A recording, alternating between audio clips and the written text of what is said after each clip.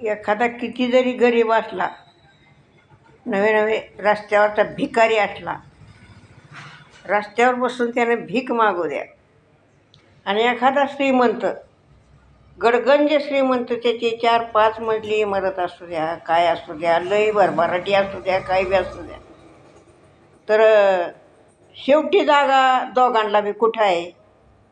तिथंच आहे ना आपल्या हक्कात जागा, 3.5 हाताची ती बी. बरोबर ना? का कोणती लय ज्याच्याकडे संपत्ती लय आहे ते घरात ठेवतील का? ठेवा बरं एखाद्याने घरात. हाय तवरच माझं माझं माझं सगळं. पण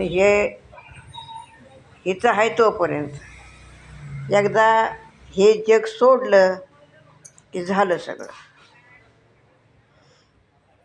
शेवटी ते भिकारी आणि श्रीमंत माणूस जरी असला तरी तो फक्त त्याच ठिकाणी.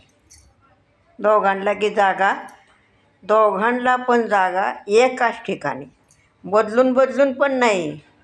तीच जाळी त्याच जाळीत ठेवावं लागतं. का असतंय कोणाला? ती गरीब माणसाला ते लोखंडाची, आणि एखादा श्रीमंत असला त्याला एखादी धातूची जाळी केलेली आहे का तिथं? हं? की पितळाची, तांब्याची, तिथं त्या श्रीमंत माणसाला जाळायचं आहे का? असं नाही ना.